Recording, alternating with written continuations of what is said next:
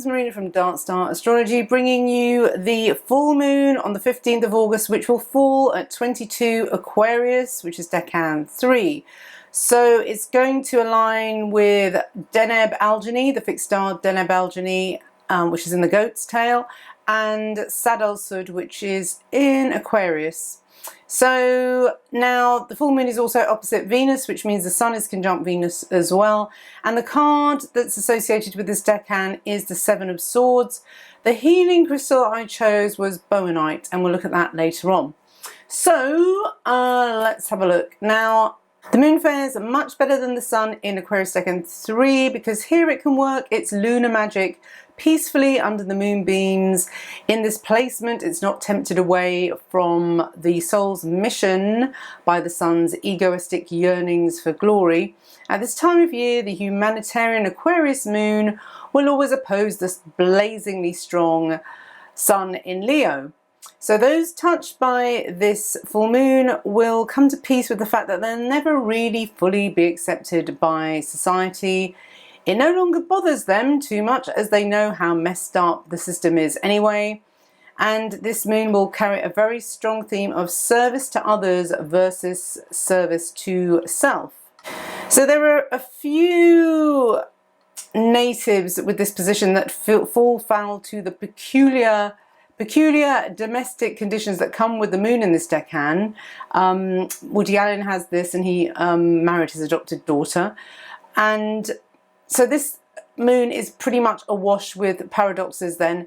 For example, it will be a humanitarian carer whose focus is outside of the home. And this mother might be better at parenting other people's children rather than her own. Princess Diana also had this natal, this aspect natally, and also pushed boundaries about what was acceptable behaviour for a princess.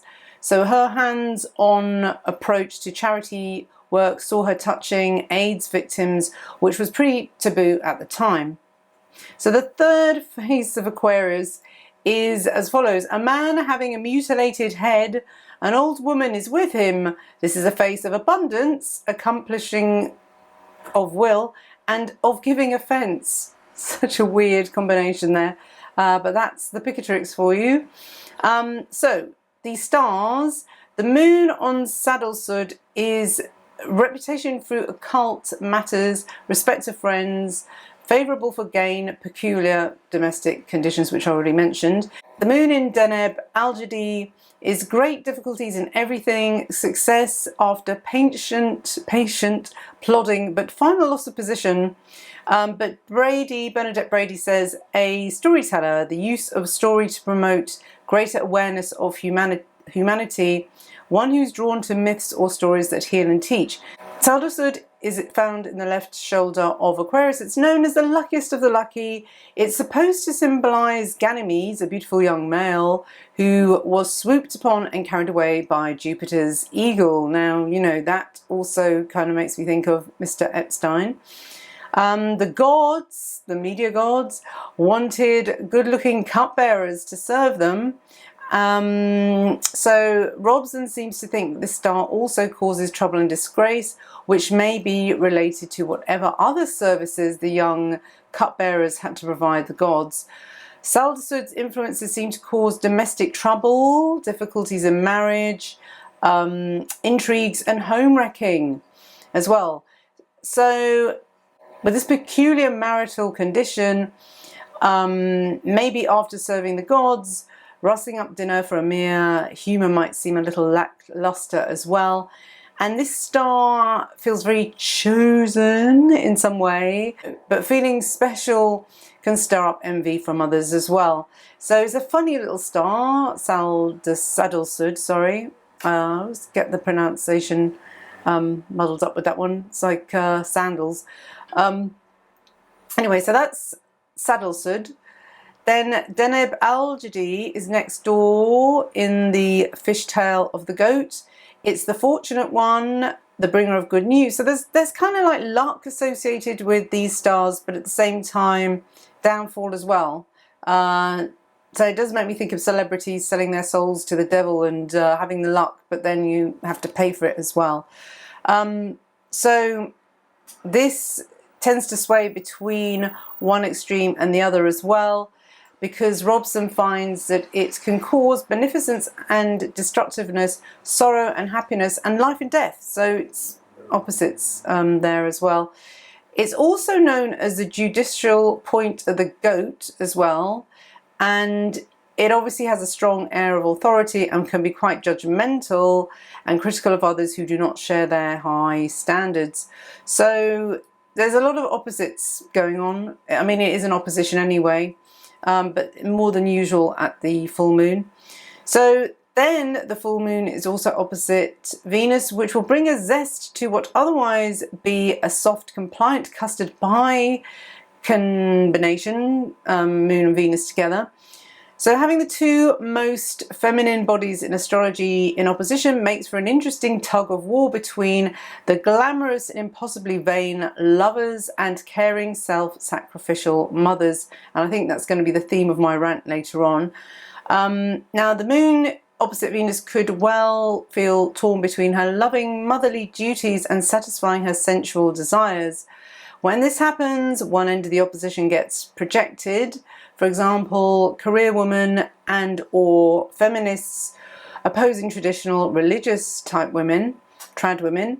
This will give us a strong polarity between the mistress and the wife at this full moon, and there's definitely a kind of courtesan theme with both the Saldasud star and this aspect, as I mentioned earlier, these cupbearers. So, you know, moon opposite Venus does not go without heartache. Sometimes this aspect can suffer from bleeding heart syndrome, where the devotion knows no bounds, which can leave them feeling too drained. Their unconditional love is admirable, but they need to make sure they maintain a balance between how much they give and how much they receive. So the tarot card associated with this decan is the Seven of Swords. Now, this card is about plotting and can be quite sneaky. Successive past lives may have placed a native into such dire circumstances that they may have to resort to breaking the law to survive. These folk learn to live by their wits and build up a persona of the charming rogue. So Teach Me Tarot say, being resourceful, thinking on your feet and trying to outsmart your opponent or competitor is part and parcel of everyday life, and there are times when we will have to try and get into somebody's head to find out what is it that makes them tick. They spend a long time getting to know their opponent by watching and analysing their tactics so that they can go out and play a psychological game. Sorry, I just turned off the fan. You probably were hearing it, so I've turned it off now because it's really hot here. So the full moon crystal is bowenite, and I chose it because it seems to work quite well with the oppositional energy and the tendency to sway from one extreme to the other. It's a great stone to transmute any spiteful or envious vibrations that are directed at you. And this crystal seems very healing and stabilizing for romantic relationships also. Cassandra Eason says that it diminishes the power of a controlling partner or bullying boss or relation. It's the crystal of the warrior in love and life, warrior as in fighting warrior, to show tough love to friends, families or neighbours, to help you say no and leave people to fix their own problems. Yes, very appropriate for what I'm about to rant about. Use as a protective love amulet if people interfere in your relationships or a love rival is trying to tempt your partner away. So healing crystals say that bowenite protects from destructive forces by facilitating a protective energy shield that radiates in all directions. Bowenite is a dream stone as well. It enhances the memory of dreams and helps in dream solving. Bowenite can also help release suppressed emotions via the dream process as well. It's also, crystal gemstones say it's also a fantastic stone for guarding against negative thoughts and inspiring you to seek out positive experiences.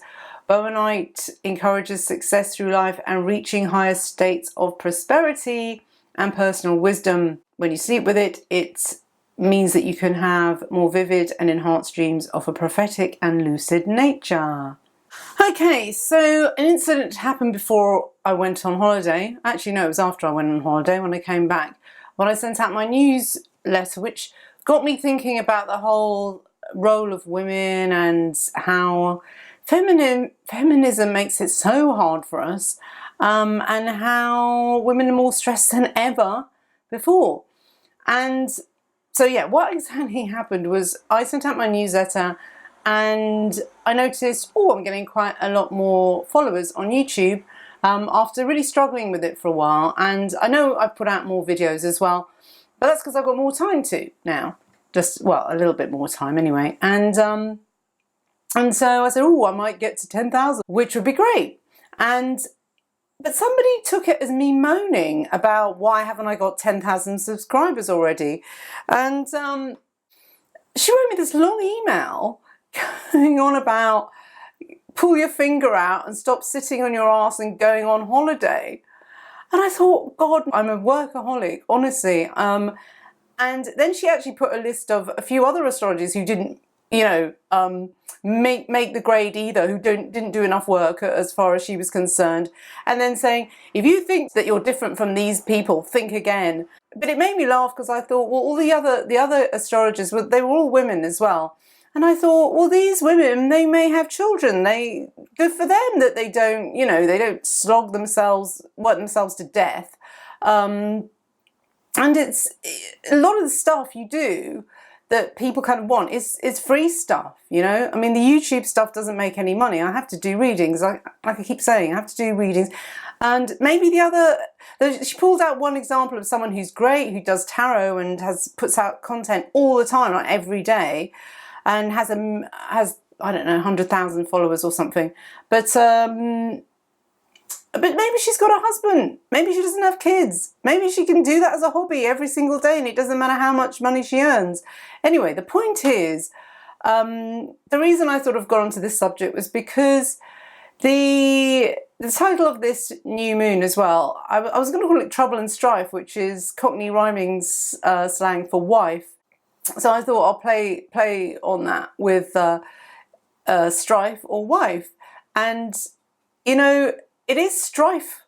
Life being not a wife, being a single mother and not having the support of a partner is quite stressful, really. And the point is, going on holiday, I just want to say as well, I made a conscious decision about 6 months ago that I wasn't going to be such a workaholic anymore. And I wanted to take my daughter on beach holidays and be a better mother, because I think, she's at the age where she needs a lot of support with her GCSEs coming up, her exams, and then I realised, you start to realise she's not going to be a child forever. She's going to leave home at some point, and it's creeping up to the point where she's going to have boyfriends, and make the most of it because it don't last. So yeah, I want to give more time to my daughter. Sorry if that means that I can't make free content for people that watch me, but my daughter has to come first. It won't be forever, once she leaves home, I'm all yours, and I'll have plenty of time to do that. But the woman's life is very different from a man, because the man's life is always quite sort of linear. It's always provide for the family, pretty much until they retire, and it's all about and protect the family as well. Provide, protect, that's it. But with a woman, you start off by, when you're a maiden, you're at your peak fertility, and that's one time. But also you're sort of, you'll have loads of men after you as well when you're at your peak fertility, and that's the time when you're sort of trying to really, bag a husband. But really now, women are encouraged to go to study and use their peak childbearing years and marriage years in college.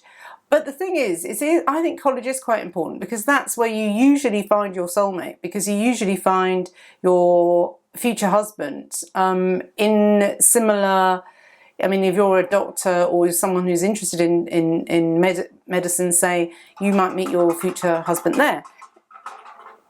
Sorry, that's a rattly thing outside. And if you're an artist, same thing, whatever you do. So I think it is important for women to go to college in a way for socialization, because it's really hard to find husbands in the present, what's the word, in the way communities are these days, because we don't have the same what we used to have when we were in villages, where you'd have, like, I don't know, barn dances, or, you know, like festivals where young eligible men and eligible women would come together. I mean, I think in the upper classes they still have the debutantes dance and all that kind of stuff, you know, so that but it was all geared towards getting couples together by having social occasions where you could do that. But I don't think you have that anymore. So the only way really to find a future husband and to meet eligible bachelors or young men and I'm thinking for my daughter here, by the way, I'm just thinking, anyway.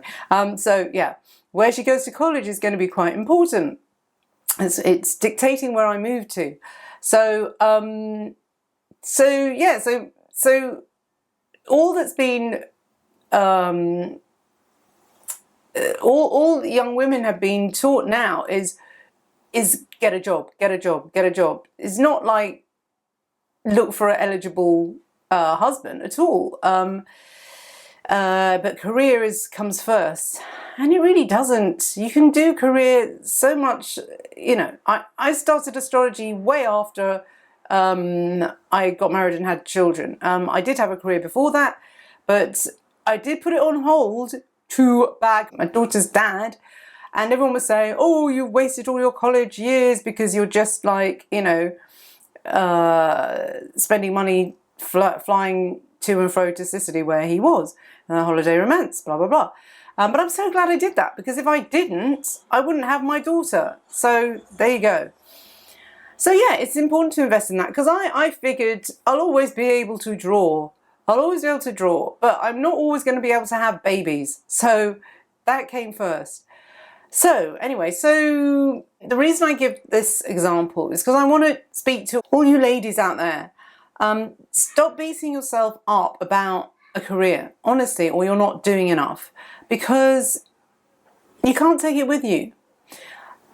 It depends, I guess. Like, you know, I love what I do. I love being an astrologer, and I do want to sort of leave some kind of legacy, and I do want to be a teacher, and I do want to be part of the truth-speaking community. But you can do that. You can do that till you die, you know. Obviously, in about 20 years' time, the face won't look so great on YouTube, will it? Unless I do that. But you know, the brain hopefully will still be there. And you know, it matures and it gets better. So I mean, I'm pretty mature as it is now. So yeah, so don't at the age of 20 and 30, you don't need to be killing yourself in a job. You really don't. Definitely not. Take it from me. And so yeah, so that's all I wanted to say, really. And I think this is why I sort of say to people, some clients who say they really don't want to have children, because you probably are made for being a priest or priestess, because children are hard work. They are, and you can't, I don't think you can be a good parent and also give 100% to your work. You can't. So that's why, you know, very few children or no children, then you can be a healer or a priestess or priest, whatever. And also, yeah, if you're gay as well, that's another thing too. I think the reason is a lot of philosophers and, you know, thinkers and people who are academic need time to think and ruminate and teach as well. So that's why. So that's all I wanted to say. Thanks for listening, and I'll speak to you next time. All the best. Bye-bye.